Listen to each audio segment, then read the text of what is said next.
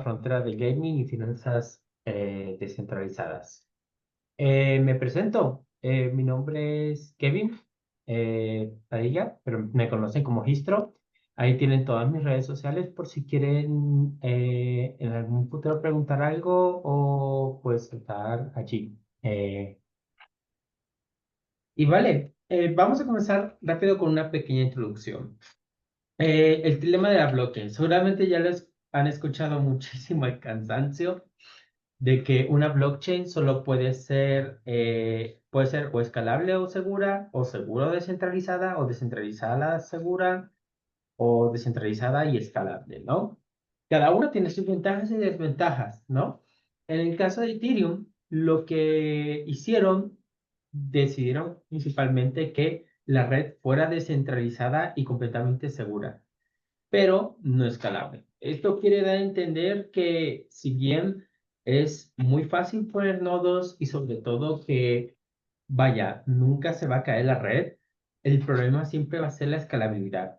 Entonces tenemos transacciones que llegan a ser extremadamente lentas, que llegan a ser completamente caras, llegando desde más de $1 hasta lo más máximo que yo he visto en lo personal de $200 por transacción.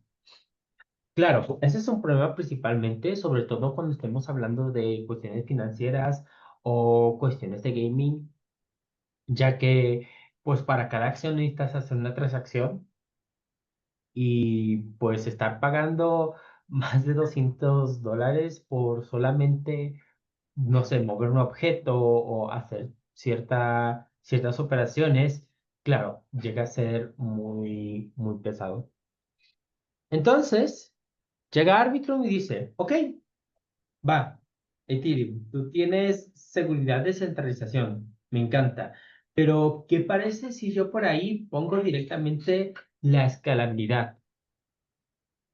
Entonces, en ese momento comenzaron a crear este pequeño proyecto, el cual en principal se llamaba Arbitrum y ahora pues se llama Arbitrum One.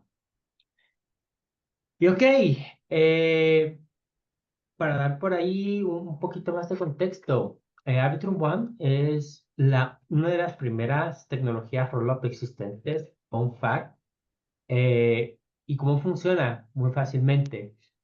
Agrupa cientos de transacciones, cartas en un colote.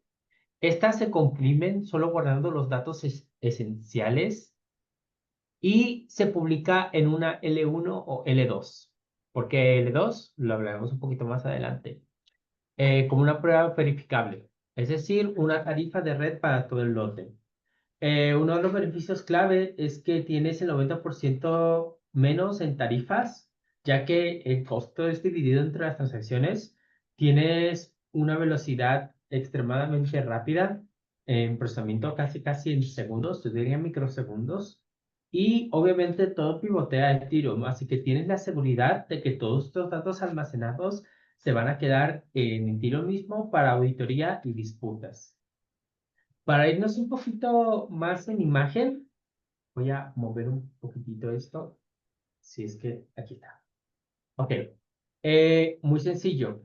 Tú quieres realizar una transacción directamente desde de Arbitrum, ¿no? A lo mejor quieres hacer una transacción de un ITER, un ETH, o a lo mejor quieres hacer una operación de canje, no sé, yéndonos al lado de gaming. A lo mejor tú quieres poner tu martillo, lo quieres canjear por una espada, ¿no? Y voy a dibujar una espadita bonita, etcétera, etcétera. Bueno, eh, tú directamente lo que haces es decir, ok, yo quiero realizar esta transacción y esta transacción se podría decir que se guardaría en un sobrecito. Vamos a ponerla así en esa imagen. Y directamente tú das un porcentaje chiquito del fee que se va a enviar a la L1 más el porcentaje que se va a quedar el operador. Entonces, todas esas transacciones, todos estos pequeños costos se guardan en una caja gigante, tomando esta pequeña analogía, con el suficiente ETH necesario para que entonces el cartero, que va a ser nuestro Fred Layers, directamente puedan operar todo esto y enviarse directamente a la L1. Claro, hay unas cosas que yo salté para ponerlos un poquito más sencillos, como son las pruebas. Se les conoce como tecnologías rollups optimistas, debido a que siempre vamos a tener en cuenta que las personas que están haciendo transacciones nunca van a hacer mal, jamás van a hacer mal, y por lo tanto todo se toma como de, ok, nunca se va a ejecutar algo raro. Pero el momento que alguien detecta una increpancia o detecta algo raro, siempre se realizan estas pruebas de verificación para ver si todo es correcto. Bien, hasta aquí, ¿alguna duda, alguna pregunta? Pueden levantar su mano, pueden activar su micrófono. eh, Igual cualquier dudita, también pueden mandarme un mensaje por el chat sin ningún problema. Entonces, ¿hasta ahora vamos bien?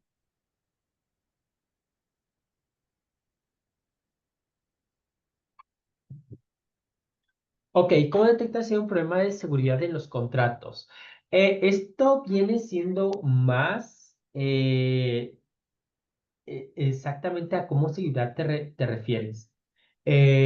Si hablamos de seguridad mismo, del código mismo, obviamente esto ya se tiene que realizar con varias pruebas de seguridad por parte del desarrollador o auditores, ¿no? Pero en el caso de algo mucho más interno, vamos a decir que hay una falla dentro de la Ethereum Virtual Machine. A lo mejor hay un opcode que no está funcionando correctamente, o a lo mejor se está haciendo alguna escritura rara o extraña que comprometa directamente no solo a la ejecución de de una de las transacciones, sino de todas las transacciones. En ese momento hay mecanismos que automáticamente se detectan todo esto y hay consejos de seguridad que validan si esto se ha ejecutado correctamente o en realidad si hay un fallo y se toman decisiones dependiendo de todo esto. Desde lo que podrían hacer, simplemente denegar cierta ejecución o incluso en casos mucho más, pues sí, vamos a ponerlo, vamos a decirlo así, en el caso de que la cosa se ponga muy peligrosa, se pueda revertir todas estas operaciones, básicamente. Pero sí, en cuestiones de seguridad de contratos ya ha venido de código donde no compromete ninguna de la seguridad dentro de la blockchain en sí, de la L2. Por lo general, el mismo desarrollador o para auditorías deben detectar estos problemas. No sé si respondí a tu pregunta, Fiorella. Perfecto, no hay de qué.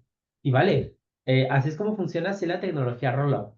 Pero Arbitrum dijo, a ver, espérame un momento. Las transacciones son muy rápidas, perfecto, son baratísimas, me encanta. Pero ¿qué tal si lo llevamos al límite? ¿Qué tal si lo hacemos mucho más rápido? ¿Qué tal si lo hacemos extremadamente barato? Y aquí comenzó directamente Arbitrum Nova. Ay, voy a mover esto porque creo que se les está. Ahí está. Perfecto. Ahí, ahí está. Arbitrum Nova. Vale. Entonces, Arbitrum Nova básicamente tiene una tecnología conocida como AnyTrust. Y esto es muy sencillo de entender. Ahorita que les voy a explicar un poquito. Agrupa las transacciones que vamos a decir que son nuestras cartas en un lote. Se genera un único recibo, un hash, que representa ese lote de transacciones. Y hay un comité de disponibilidad que guarda copias off-chain y valida que todas estas transacciones sean correctas. Si es así, perfecto. Solo se publica el hash en la L1 o en la L2, no los datos completos. Esto quiere decir que tenemos un 90% menos del costo en los rollups tradicionales, una finalidad que es completamente rápida, mucho más que igual rollups tradicionales y pues al mismo tiempo también hay una seguridad por mayoría. Es decir, si más o igual de los dos miembros del comité son honestos, los datos estarán accesibles. Esto para ir directamente con un ejemplo básico. Regresemos al mismo ejemplo que le estaba explicando, ¿no? Yo quiero hacer una transacción, yo quiero a lo mejor hacer un intercambio de objetos de ítems de un videojuego y mando esta transacción, ¿no? En ese momento, en vez de lo que habíamos hecho, de que todo esto se guarde en una cajita donde ahí dentro están viviendo todas esas transacciones más la cantidad necesaria de íter para ejecutar, esto no se hace así y lo que se hace es primero copiar todas las transacciones que se hacen dentro de este bloque. ¿Se mutió? Eh, No, sí se escucha. ok, ya me estaba asustando. Creo que Eduardo está silenciado, ya me estaba asustando. No, no, continúa, Ando, continúa. sí, ando checando mensajes igual. Si tienen alguna duda, no duden en interrumpir para que vean que estoy revisando mensajes. Eh, ok, entonces se realiza una copia de todas las transacciones en ese bloque y entonces el comité de seguridad toma la decisión. Estos obviamente lo tomé así en una ilustración más visible como personitas, pero piénselo como nodos, una cantidad de nodos existentes. Entonces a lo mejor tú tienes nodos en Google, tú tienes nodos que están participando por parte de Amazon Web Services, a lo mejor nodos independientes que están participando dentro de esto. Entonces, si hay un consenso de que más de 3 personas dicen que está bien, entonces la transacción se toma corresponsivamente bien. Si resulta que hay más de 3 que dicen que hay algo raro dentro de esta, la ejecución no se puede realizar hasta que todos estén de acuerdo. Entonces, después de esto, directamente dicen, ok, todo está correcto, la copia de las transacciones nosotros nos la vamos a quedar para referencias a futuro y solo vamos a mandar un pequeño voucher, un hash a L1 donde indica que esto se realizó. Es un hash muy, muy chiquitito, o sea, literalmente estamos hablando de que son casi como 32 bits, si no mal recuerdo que se guarda L1. Entonces esto lo hace completamente barato. Y sobre todo, porque en este caso solamente estamos contando con ese consejo de seguridad, hace que las transacciones sean extremadamente rápidas. O sea, estamos hablando de casi microsegundos a comparación de los rollups tradicionales. Esto, claro, de otra manera, hay gente que lo ve de esta manera y es como mala, de que hay centralización dentro de ese mismo comité. Sin embargo, se pueden agregar mucho más comités dentro y sobre todo este tipo de tecnologías está diseñada más para compensar más velocidad que otra cosa. ¿Alguna duda, alguna pregunta que tengan sobre el método de Nitros?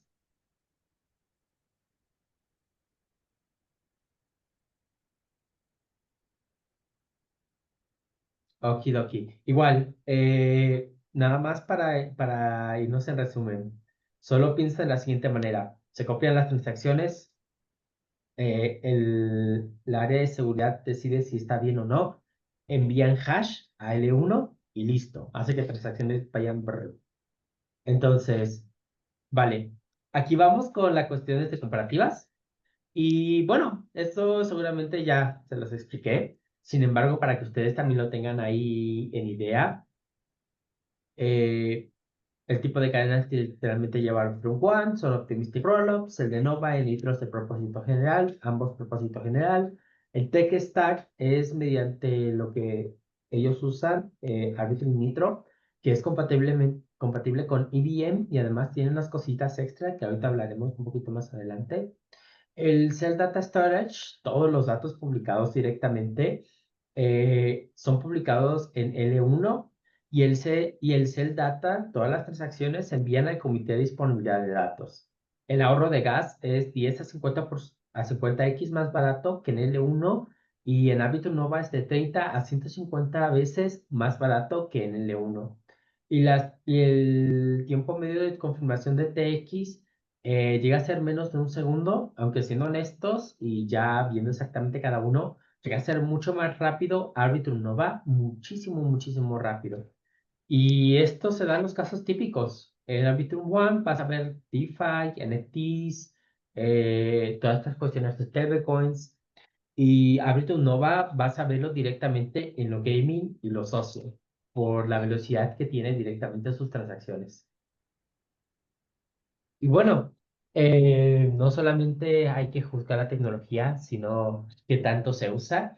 Y dentro de Arbitrum, pues hay más de 14 billones de valor asegurado, 45% de la cuota del mercado en rollups, llegando casi al top 3.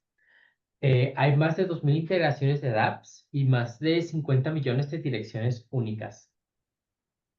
Y bueno, ahora dirán, ok, me parece bien estas dos tipos de chains de L2, me parecen geniales, pero sabes, Mm, yo quisiera hacer la mía, ¿no? A lo mejor porque yo quiero un sistema de redes sociales descentralizadas, o a lo mejor porque, no sé, ahorita yéndonos a la mente, eh, tengo un videojuego que hace muchísimas transacciones. Bueno, Arbitrum creó lo que se le llama Arbitrum Orbits. Para ellos, a resumidas cuentas, es mi chain y yo decido sus características.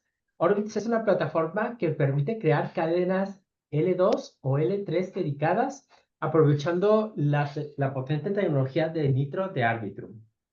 Esto quiere decir que podemos elegir entre los rollups que más nos parezcan.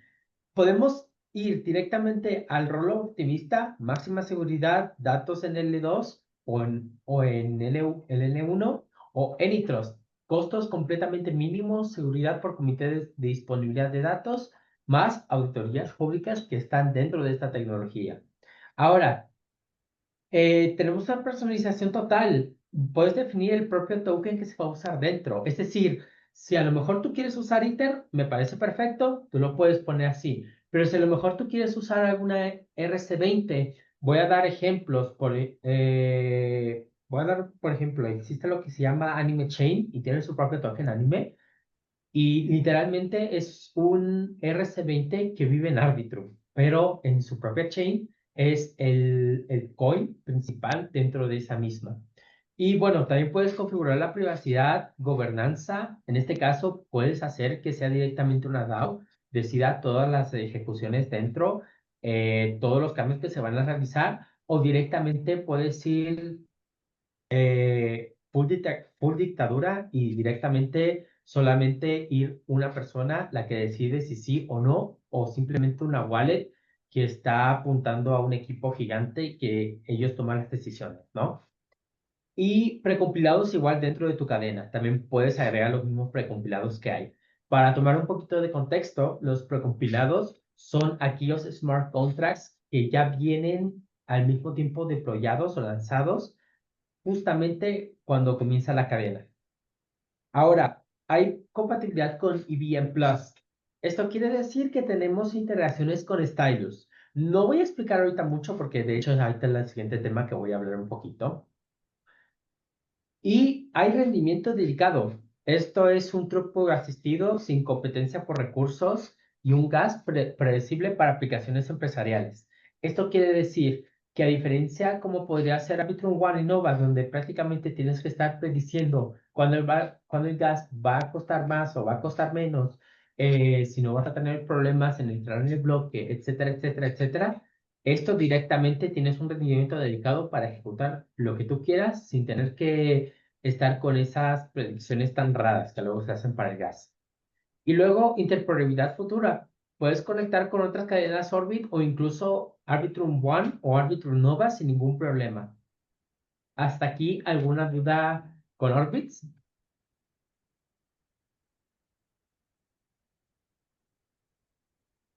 Okidoki. Y vale, pues ahora vamos con la cuestión de stylos. Ahora, voy a ser honesto. Desarrollar o ser desarrollador de Solidity, la verdad, cuando comienzas, llega a ser un poquito pesado. No voy a mentir. No es para asustarlos, es para que se preparen por si quieren ser Solidity Devs. Entre ello, tener que aprender un nuevo lenguaje, tener que ver todas estas cuestiones, llega a ser muy, muy pesado. Sobre todo cuando estamos hablando de empresas como podrían ser de videojuegos, compañías, etcétera, etcétera. Tener que llevar a toda su gente de IT o a sus mismos devs y tener que aprender todo este lenguaje llega a ser muy, muy, muy pesado en tiempo y en dinero. Por lo tanto, Arbitrum dijo, bueno, ¿qué parece si mezclamos dos máquinas virtuales en uno solo? Y así es como nació Stylus. Básicamente, Stylus, dentro del mismo stack de Nitro, pone dos máquinas virtuales. La IBM clásica, que puedes usar Solidity y otros lenguajes si bien compatibles, y el WebAssembly moderno, que para los que no conocen, el WebAssembly es una máquina virtual que principalmente se pensó para, para navegadores y poder llevar esos programas que generalmente están escritos para computadora, que dentro del mismo lenguaje de alto nivel, al fin y al cabo se lleva el ensamblador 8086. Todo esto se pueda pasar a un navegador. Entonces tú no tengas que instalar absolutamente nada, simplemente abres tu navegador, pones la página y de inmediato tienes esta computadora virtual.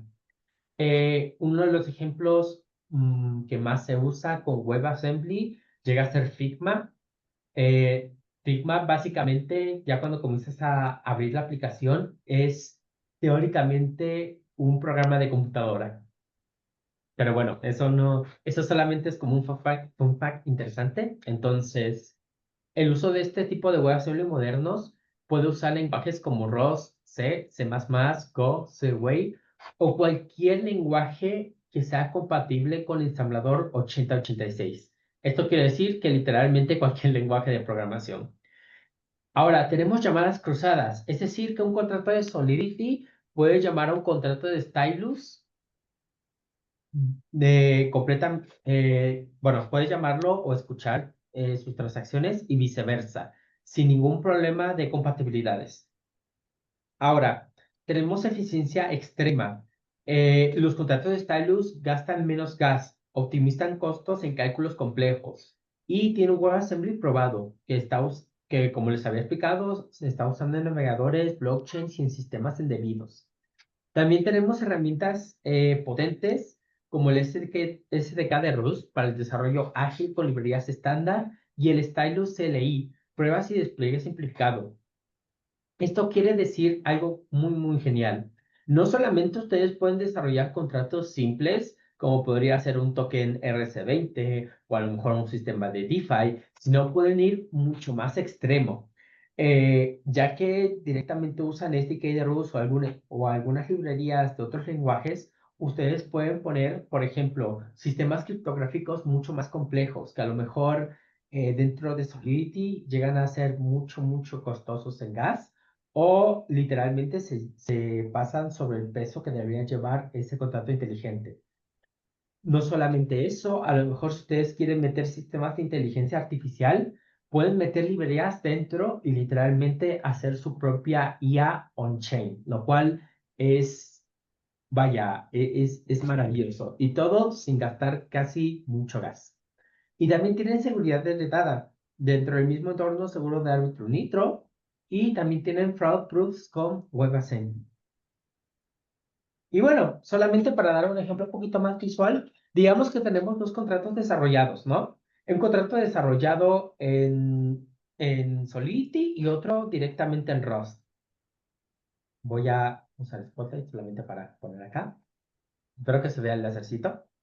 Eh, vale, entonces ustedes tienen contratos en Solidity y ustedes tienen contratos en Rust, ¿no?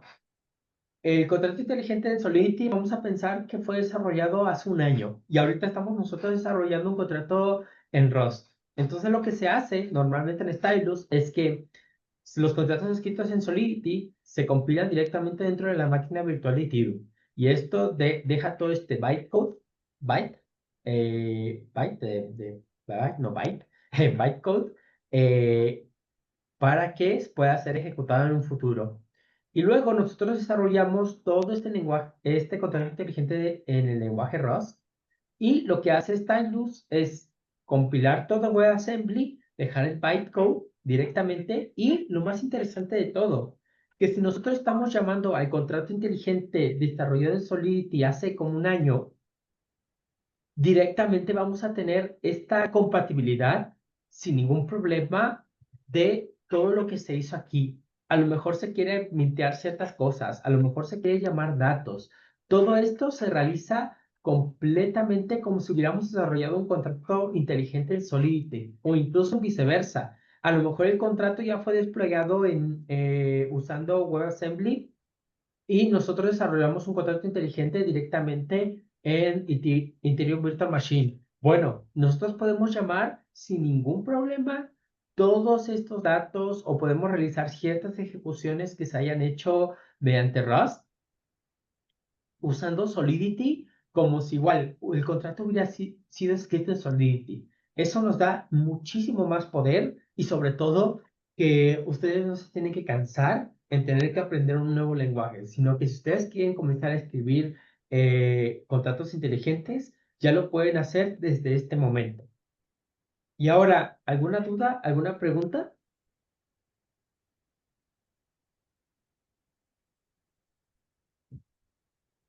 Con confianza, con confianza. Recuerden, no existen preguntas tontas, todo lo contrario. A veces las preguntas más simples pueden llevar a algo mucho más gigante.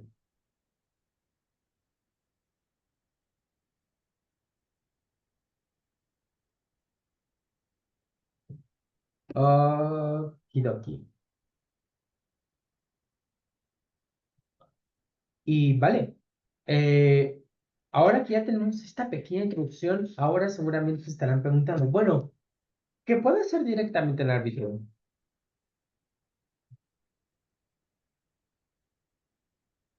Así que comencemos a hablar sobre los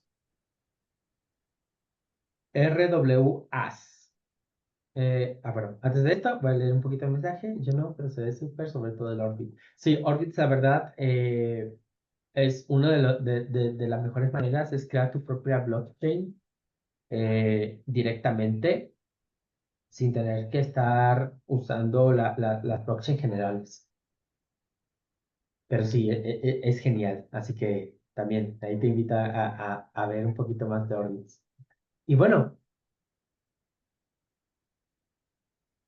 Mm, ahí sí, si puedes responder y tiene un lima, estaría genial para ello. Así que, bueno, Claro, en un próximo bootcamp se puede hacer como que, como crear, bueno, una blockchain dentro de, con Orbit, que diga. Por ahora es todo lo que va a explicar Gistro. exactamente. Igual, ustedes pueden ver la documentación en Arbitrum. Si ya les está picando por ahí la curiosidad, entonces también la documentación de Arbitrum es muy completa y sobre todo explicativa. Así que, igual, si ya no pueden esperar eso, si ya les dio FOMO, directamente. Claro, en un ratito les pasaré la documentación. Y vale, comencemos con los Real World Assets. Entonces, básicamente viene a representar los activos tradicionales, bienes raíces, arte, commodities, bonos, etcétera, etcétera, de una forma de tokenización. ¿Qué quiere decir esto? Que todos estos sistemas, como podrían, bueno, estos bienes, como podría ser oro, arte, a lo mejor bonos del gobierno, etcétera, etcétera, se pueden volver un RC20 donde tienes esta fracción a lo mejor de cierto arte, o a lo mejor, no sé, 1 kilogramo de oro es lo equivalente a un token, ¿no? Entonces es lo que nos permite este tipo de World Assets. Ahora, uno de los beneficios claros es la liquidez. La compra y venta rápida sin intermediarios tradicionales. Eh, bueno, no sé, aquí lo voy a tomar un poquito de experiencia. A veces, si alguien quiere comprar oro o algo así parecido, muchas veces te tienes que poner con estos intermediarios para poder ver exactamente cuánto oro puedes comprar, de dónde puedes comprarlo. Si a lo mejor tú vas a guardarlo, ok, se tiene que hacer un trámite extra. O si directamente alguien te lo va a guardar, se tiene que pagar unos fees extras y cosas así. Llega a ser mucho más completo, complejo, perdón, y sobre todo el tiempo para poder hacer estas operaciones casi casi son de días. Mientras que con los World Real Assets, directamente tú puedes hacer esto, es simplemente una compra y venta de un token. Ahora, fraccionabilidad. Divides activos caros en partes pequeñas. A lo mejor, volvemos al ejemplo del arte, ¿no? A lo mejor tú quieres tener un Banksy, pero apenas uno se compra un juguito y literalmente ya está comenzando a reflexionar si de verdad lo que hizo fue una buena inversión. Entonces, para poder comprar estos Banksy llegan a ser, pues, miles y miles de dólares, ¿no? Entonces, con estas funciones de Real World Assets, llegas a tener esa pequeña propiedad, a lo mejor un porcentaje de ese Banksy, gracias a estos sistemas, pero sin tener que estar gastando completamente ello. Entonces, eso significa que tú puedes llegar a vender ese pequeño porcentaje, o si en algún momento se pusieron de acuerdo, todos pueden vender todos sus tokens para entonces sacar ganancias, ¿no? Eso es lo que hace maravillosas las cuestiones de War Assets. Entonces, puedes tener activos completamente caros en partecitas chiquitas, después los vuelven más baratos. Así si a lo mejor tú tienes un Banksy, en algún momento puedes decir, ah, sí, yo tengo un Banksy, aunque solamente compraste 0.00001 token de ese Banksy, ¿no? También transparencia. Todas las transacciones registradas en blockchain reducen los fraudes. Seguramente ya han visto las noticias, ¿no? A veces se realizan fraudes directamente por ejemplo, ciertos metales que en realidad decían ser de cierto tipo, en realidad eran otro. O a lo mejor hay ciertas transacciones de crudo de petróleo que llegan a ser completamente fraudulentas y se llega a sobreinflar el precio. Bueno, los real world assets hacen que las auditorías para checar los registros dentro de estas transacciones sean mucho más claras. Por lo tanto, es más difícil que se hagan fraudes. Y también accesibilidad global. Cualquiera con Internet puede invertir sin barreras geográficas. ¿Hasta aquí alguna duda sobre los real world assets?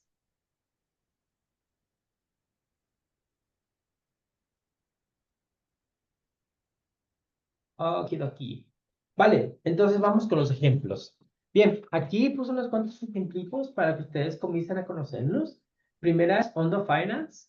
Ellos tokenizan los bonos del Tesoro de Estados Unidos y permiten a inversores acceder a estrategias de rendimiento del mundo real. Esto quiere decir que, bueno, en el caso de los bonos del Tesoro de Estados Unidos, si no vives allí, es muy complejo poder tener estos bonos. Entonces, lo que hace directamente Ondo Finance es acercarte todos estos bonos del gobierno sin necesidad de hacer, bueno, sin necesidad de vivir en Estados Unidos y sin ese papeleo tan complejo que se tiene que hacer si eres extranjero.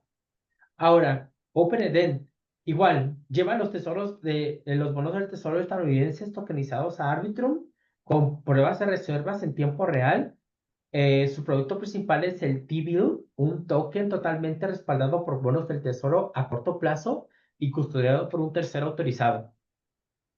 Tenemos Packet, que permite versiones tokenizadas de ETFs y acciones tradicionales. Los usuarios directamente pueden comprar tokens RC20 que representan ETFs como el Standard Poor's 500 y el Nasdaq. Esto quiere decir que igual, lo mismo, tú te puedes acercar a todos estos sistemas de ETFs tradicionales que muchas veces están reservados solamente para para las élites, para simplemente inversionistas de muy alto valor. Tú directamente puedes tomar estos tokens, puedes comprar estos tokens y ya tener estas pequeñas inversiones. Y no solamente me estoy refiriendo a que tú compres cantidades gigantes, ¿no? Sino incluso desde fracciones chiquititas para que vayas ahorrando poco a poco a poco. Esa es la gran ventaja que tienen los real world assets.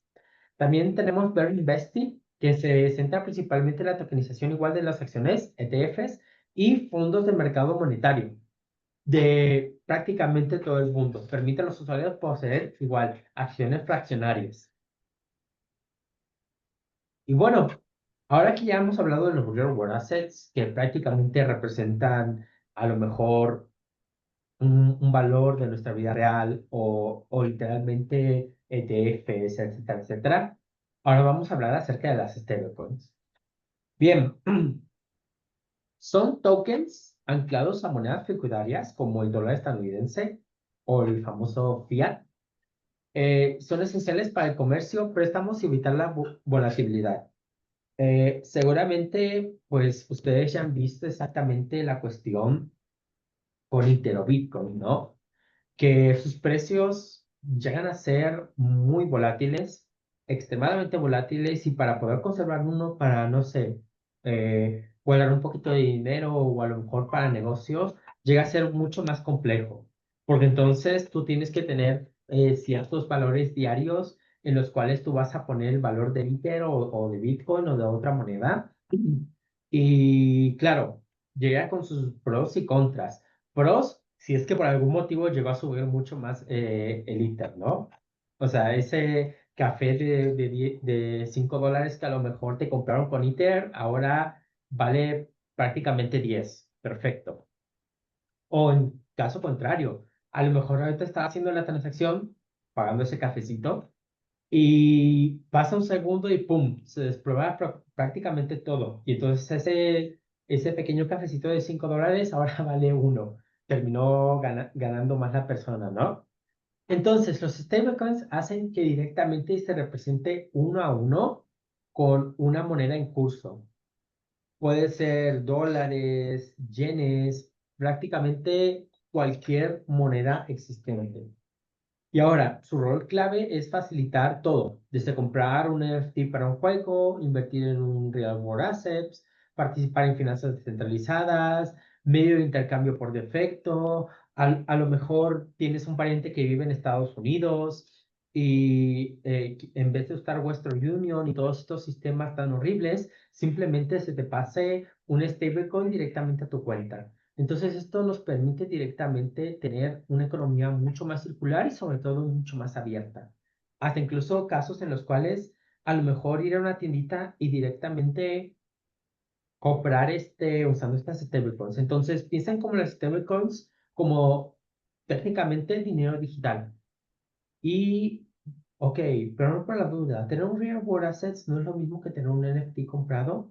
O sea, no en OpenSea o no es lo mismo. Ok. No, es diferente. Un NFT está principalmente diseñado por el mismo artista. La misma persona hace todo el arte y él lo vende. Sin embargo, un real world assets es simplemente cosas que ya se hayan tenido anteriormente o arte, en este caso, por ejemplo, que a lo mejor el artista simplemente lo ha hecho en físico, ¿no? Entonces, tomamos el ejemplo a través de Banksy, ¿no? Banksy, o bueno, no Banksy, vamos a tomar Basquiat. Basquiat, todo su arte directamente es completamente físico. Todo es directamente con lienzos. Entonces, para que se vuelva directamente un NFT, eh, sería un poquito más complejo, porque entonces Basquiat tendría que hacer diseños digitales, ¿no? Sin embargo, un Real World Asset, perdón, lo que hace o de dos formas. Lo fragmenta en pequeños pedazos, los cuales se podían volver tokens o conocidos como RC20, en los cuales pues ya tienes una pequeña fraccioncita de ese basket, ¿no? O directamente un NFT en el cual simplemente se representa que se tiene esa obra física, ¿no? Eso es básicamente lo que hace un Real World Assets. Mientras que un NFT, por lo general, siempre van a ser obras digitales hechas por el mismo artista. Pero igual, digamos que sí, técnicamente podría ser un real world assets, técnicamente hablando. Como si fuera un terreno. De hecho, un real world assets puede ser un terreno igual. Puedes también vender fracciones de ese mismo terreno directamente o tener o tener un NFT de ese mismo terreno. Okidoki. No hay de qué. Ahora, vamos con ejemplos. Bueno, hay varios ejemplos ahorita en Arbitrum.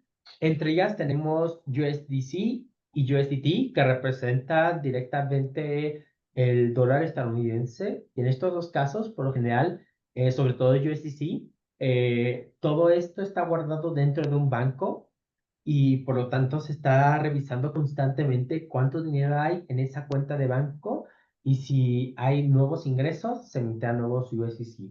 Si se está reduciendo, se quema ciertos USDC de la cuenta. También tenemos, por ejemplo, yo soy de México y de hecho tenemos una stablecoin ahorita en este momento hecha por Bitso llamada BXN, o bueno, MXNB, perdón. Este representa un peso mexicano, igual tokenizado. También tenemos PayPal con PYUSD, PYUSD. Igual, lo mismo, tiene un fondo de reservas en el cual si hay nuevos tokens, significa que hay nuevos depósitos en el banco. También tenemos stablecoins, los cuales también no solamente tienes el beneficio de guardar todo en dólares, sino que también ayudas. Por ejemplo, Glue Dollar es básicamente lo que hacen es que también se asocian con fondos del gobierno, o bueno, también tienen como ahí sus sistemas gubernamentales, préstamos gubernamentales, mejor dicho, y lo que hacen directamente es que esos porcentajes a uno se les da, bueno, se les da al usuario como rendimiento, pero también una gran parte de lo ganado, gracias a estos fondos de gobierno, se van destinados a proyectos dentro del ecosistema o fuera del ecosistema. Entonces, prácticamente es ganas tú, ganas todos. Y también tenemos las conocidas stablecoins algorítmicas. Frax es una de ellas. Ahora, la gran diferencia entre las stablecoins que ahorita ustedes vieron, voy a poner aquí una rayita, o bueno, voy a usar el plumoncito. Todas estas que ustedes vieron y, y esta que es directamente algorítmica, es que lo que hacen los stablecoins algorítmicas se hace una sobrecolateralización de varios tokens en uno solo. Podría ser Ether, podría ser Bitcoin, podría ser incluso una stablecoin que es bancaria. Y lo que hacen es que sobrecolateralizan más del dólar. Es decir, que por ejemplo en este caso un Frax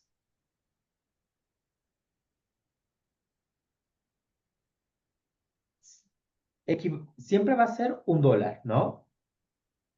Pero como está sobrecolateralizada, para evitar estos movimientos bruscos, estadísticamente tiene que valer más de 1.5 USD, si mal no recuerdo. Entonces, tiene que valer mucho más de esto para que entonces, si es que algún precio, como podría ser la perdón, a veces se me lengua la traba, colateralizar, por ejemplo, con Bitcoin o con Ether, si llega a haber un precio demasiado bajo, esto quiere significar que el precio va a valer directamente un dólar. Entonces, no hay tanto peligro con ello. Entonces, la gran diferencia entre estas dos stablecoins es que unas son por bancos y otras se hacen con algoritmos. Claro, hay ventajas y desventajas dependiendo de unas. Una de las más conocidas es que los bancos es un poquito más centralizado, mientras que las algorítmicas es completamente descentralizado, pero al mismo tiempo, pues siempre vas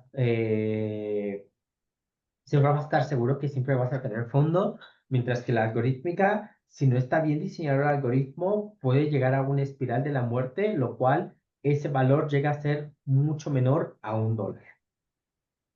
Ahora, hasta aquí, ¿alguna duda, alguna pregunta? En lo que borro aquí mi pequeño pizarroncito.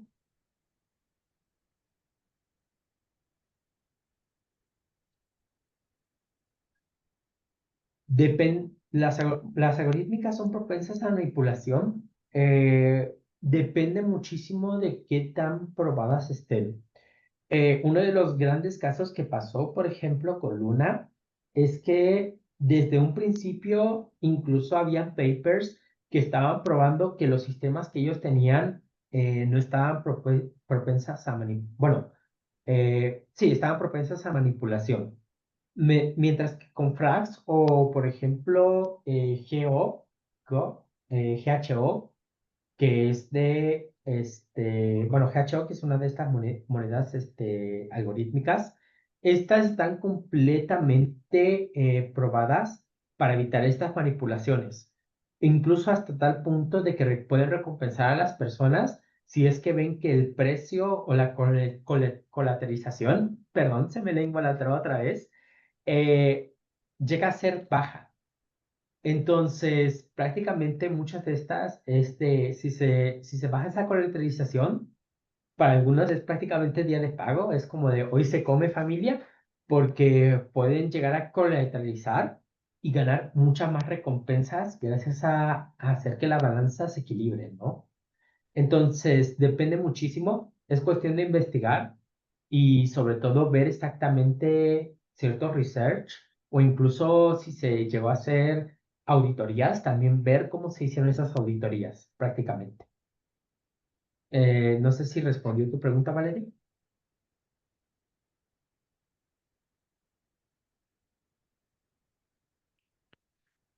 Valerio marcó con OK. Okidoki. Vale, entonces, bueno, ya tienen un poquito de contexto. Ahora vamos con una parte interesante, gaming. Y bueno, ¿por qué Arbitrum podría llegar a ser un hub para el gaming? Primero, bajas comisiones. Los jugadores pueden realizar muchas acciones dentro de un juego sin gastar mucho en gas. Alta velocidad, crucial para experiencias de juego fluidas y sin retraso. También tenemos las cuestiones de Orbit, los cuales también hacen que los propios estudios puedan crear su propia blockchain para eliminar completamente las comisiones para sus jugadores, personalizar las reglas de su mini universo y asegurar que la actividad de sus proyectos no ralentice su juego. Voy a dar unos ejemplos ahorita en este momento, así para que ustedes lo piensen. Seguramente hay gente que haya jugado Counter-Strike o a lo mejor Fortnite o yéndonos un poquito para gaming para celulares, a lo mejor Free Fire. Eh, Ven que ustedes tienen sus propios objetos, ¿no? Sus propios ítems. Bueno, Fiorella le sabe, sabe que Counter es claro.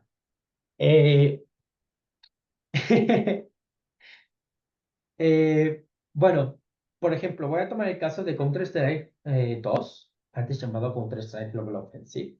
Una de las cosas que muchos temen o que a veces le ponen nada más como meme en varias comunidades es que en el momento que Valve lo decida, puede hacer que los ítems desaparezcan y jamás obtuviste esos objetos, jamás en la vida.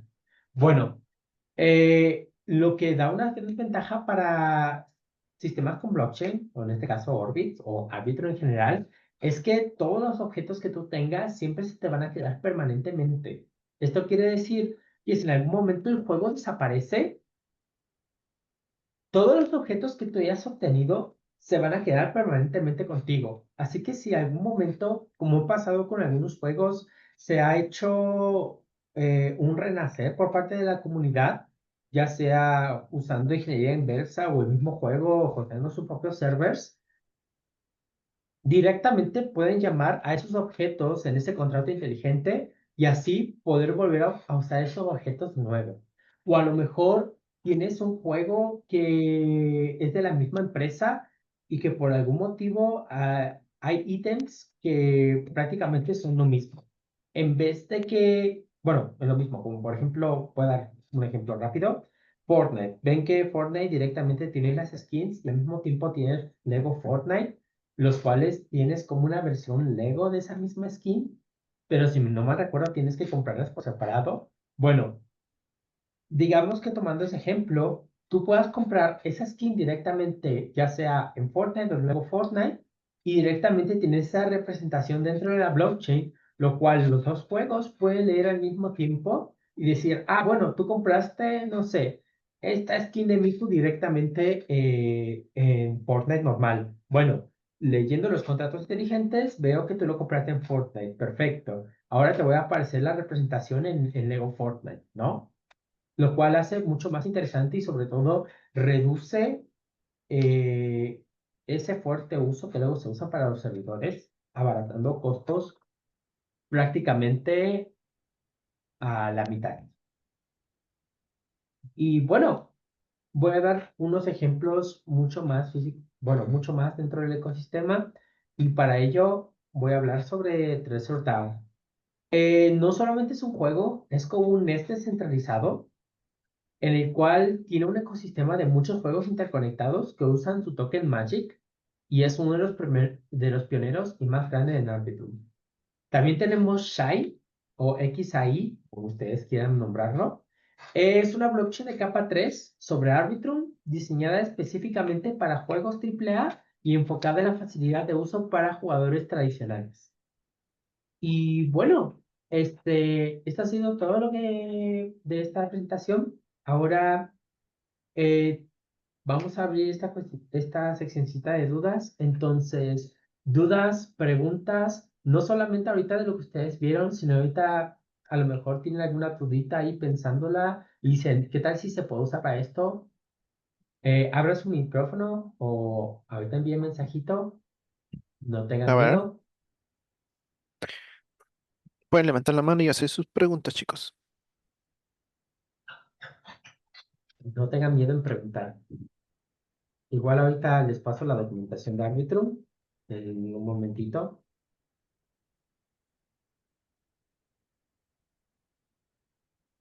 ¿Dudas, preguntas? ¿Todo bien? ¿Todo correcto? ¿Hablen ahora o callen para siempre?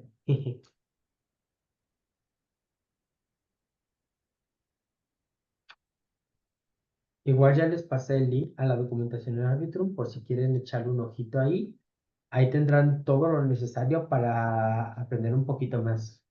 Y vale, pues esa ha sido todo por mi parte.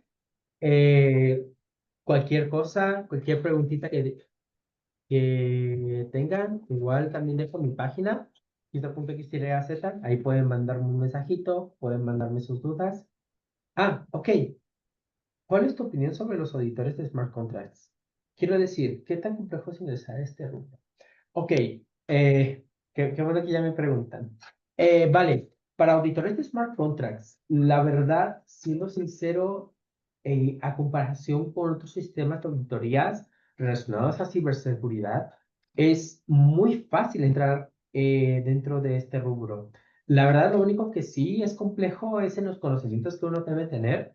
No solamente tienes que saber desarrollo de smart contracts, sino incluso a tal punto que sepas cómo funciona la máquina virtual de Ethereum. Eh, Hay muchos sistemas que dan competiciones de auditorías donde todas las personas tratan de encontrar las vulnerabilidades más fuertes y claro, son recompensados con stablecoins por todo su esfuerzo que dio. Entonces es como un hackathon, pero en vez de que estés desarrollando un proyecto, estás tratando de romper un proyecto para ver si realmente es fuerte o tiene ciertas debilidades. Pero realmente lo más complejo, si lo puedo decir, es el aprendizaje mismo. Cuando ya conoces exactamente cómo funciona el Ethereum Virtual Machine desde atrás, cómo sabes cómo funcionan estos smart contracts y todo ello, ya directamente entrar a ser auditor es, ya sea de manera independiente o incluso de manera colaborativa con un equipo, es muy sencillo. Excelente, excelente, Gistro. ¿Te parece si resolvemos unas preguntitas para terminar el bootcamp? Claro, claro. Por ejemplo, así de forma resumida, ¿para qué sirve Arbitrum? Bueno, la pregunta sería, ¿para qué nos sirve Arbitrum? Exacto. Eh, Realmente para cualquier cosa. No solamente ustedes pueden hacer sistemas de DeFi, no solamente ustedes pueden hacer directamente sistemas de stablecoin, real world assets, videojuegos, pueden hacer sistemas incluso de redes sociales, pueden incluso hacer sistemas para vender y comprar música. Prácticamente hay un montón de utilidades que ustedes les pueden dar, ya sea darle como ese spotlight para que se use principalmente, o incluso como sistemas de backend lo pueden usar. Entonces, realmente, vuelvo a repetir, la pregunta no sería para qué sirve, sino en qué nos sirve algo. Muy bien. Em, y dando ese contexto, ¿qué necesitaría para poder usarlo? Ok, como usuario común y corriente, realmente lo que se necesita es una wallet, simplemente ello, y tener un poquito de IT dentro de Arbitrum One o Arbitrum Nova, dependiendo del uso que tú le vayas a dar, y entrar a esta página, ahorita les doy, Arbitrum Portal, donde ahí pueden conocer absolutamente proyectos, infraestructura, todo lo que ustedes necesiten para entrar dentro de Arbitrum. Como devs, principalmente comienza con pasos chiquititos, aprender exactamente cómo funciona la blockchain y después de ello comenzar con contratos inteligentes es uno de los primeros pasos si quieres entrar como developer. Excelente. Y como última pregunta, ¿cuál sería el siguiente paso de Arbitrum? ¿Ves algo a futuro como un gran proyecto en que, digamos, se puede desarrollar algo a gran escala? Realmente sí, ya se están haciendo pasos muy, muy agigantados dentro de ello, sobre todo pues manteniéndonos a esta idea que Ethereum tiene principalmente. Una de las páginas conocidas para ello es Well2Be, las cuales te da exactamente el estado de la Layer 2 en general. Y como ustedes pueden observar directamente, Arbitrum se mantiene con todos los pasos conforme lo que Ethereum pide. Desde data availability, desde el uso de máquinas virtuales, desde gobernanzas, etcétera, etcétera, etcétera. Pero no solamente eso, Arbitrum quiere ir a pasos mucho más grandes. No solamente ser algo de nicho, sino llegar a ser usado sin saber ser usado, sin que te des cuenta que está siendo usado. Y para desarrolladores que no haya esa curvatura tan gigante de complejidad, que simplemente con tus conocimientos directamente tú puedas comenzar a integrarte con Arbitrum. Y hay otra preguntita. Sí, Miguel te está preguntando. Ok, ay, ¿qué consejos darías a los devs para conseguir su primer trabajo Web3? ¿Qué tanto influye esto en contribuir al open source? Esa es una excelente pregunta. La verdad, con la segunda pregunta, la verdad, muy pocas personas. Yo soy mucho de open source, la verdad, para ser honesto, siempre he sido mucho de ello. Entonces, para conseguir un trabajo en Web3, yo te diría que hay dos cosas muy importantes. Primero, hackatones. Los hackatones llegan a ser uno de los lugares donde no solamente estás haciendo un proyecto, te estás desvelando todo el día para que salga adelante, sino que llega a ser uno de los lugares de job posting más grandes en todo el mundo. Hay gente que tiene sus propios proyectos que llegan a ser CEOs, CTOs o llega a ser HR y nunca te das cuenta hasta en el momento que termina el hackathon y te dicen, oye, la verdad me encantó mucho colaborar contigo, o me encantó cómo programas, o realmente llevas así esta manera muy genial. La verdad, somos un protocolo con tal, ¿te gustaría trabajar con nosotros? Y básicamente así es como se llevan estos contratos. Comienzas así, ya ni siquiera tienes que hacer las pruebas porque pues tu prueba fue hackathon, ¿no? Eh, También mantenerte pendiente de la comunidad también es una parte importante. Muchas veces entre comunidades nos ayudamos y sobre todo personas que también tienen sus protocolos o incluso el protocolo mismo tiene su misma comunidad y hacen luego posteos de trabajos para que entonces esa misma comunidad que ya conoce sobre el protocolo pueda directamente participar. Y también otra tercera es contribuir al open source, que también esa es una parte muy, muy, muy importante. Muchas veces contribuir a proyectos, protocolos grandes, si bien tú estás colaborando, llega un momento en el cual dicen, bueno, ¿por qué lo estamos manteniendo así como que nada más contribuidor cuando directamente puede estar trabajando con nosotros? Por ejemplo, ahorita Ethereum, la misma Ethereum, tiene en este momento varios internships que están haciendo para colaborar con el open source, pero al mismo tiempo están comenzando a ver estas cuestiones de contratar gente. Entonces, es estar al pendiente de todo eso, ya sea seguir colaborando con open source, acercándote a comunidades o directamente en hackatones. Siempre va a haber esa oportunidad para conseguir tu primer trabajo en WordPress. No sé si con eso respondí tu pregunta, Marcelo.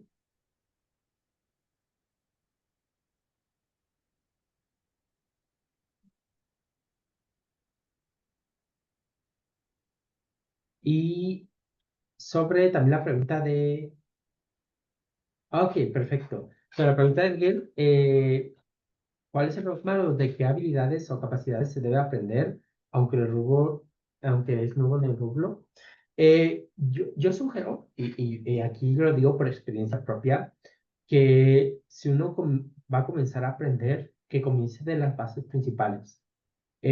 Comenzar a ver acerca de las nuevas tecnologías que tiene, por ejemplo, Arbitrum, y seguir así directamente llega a ser tan complejo que uno se termina variando.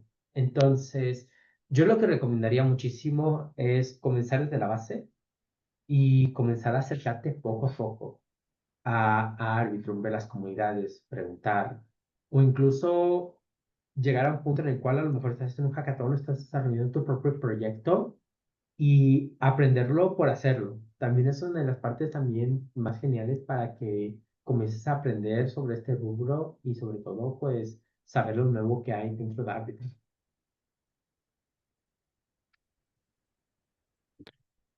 Excelente, excelente, Gistro. Muchas gracias por compartir tanto conocimiento esta tarde y agradecer a las personas que se han conectado. Si no tienen más alguna pregunta más en el chat, por favor pueden dejarlo. Es su última oportunidad. Ahora sí, hablen ahora o canten para siempre. No, pero aún así, igual, como les digo, ahí en registro.xyz, igual también van a tener mis redes sociales. Si tienen alguna pregunta, alguna dudita, que a lo mejor después de este pequeño cursito, a lo mejor se les prendió el foco cuando estaban cocinando o cuando estaban caminando, igual, ahí pueden mandarme un mensaje, yo les responderé sin ningún problema. Y pues nada, sí, no creo que haya más preguntas. Yo creo que... eh, Mm, Alfredo te dice que Gracias. ya te empieza a seguir ya. Gracias, gracias. Pero bueno, bueno, si no hay alguna dudita, si no hay alguna otra preguntita, creo que ha sido todo por hoy. Igual, ahí ya tienen mis redes y muchísimas gracias a Lima por todo. Realmente les agradezco un montón. Gracias a ti por Y compartir los conocimientos hoy. Y a- y te esperamos en hasta, una siguiente edición también. hasta eso, a ustedes por tenerme. Muchísimas gracias, que tengan bonita tarde y nos estamos viendo. Listo, chicos, muchas gracias. Recuerden que más tarde a las 5 tenemos otra sesión que se trata de, a ver ahí está, de StarkNet con Cairo Smart. Nos va a estar hablando más sobre de StarkNet. Así es que no se olviden y ya nos estamos viendo aproximadamente a las 5 de la tarde. Muchas gracias, chicos. Gracias, gracias. Nos estamos viendo. Besos a ustedes.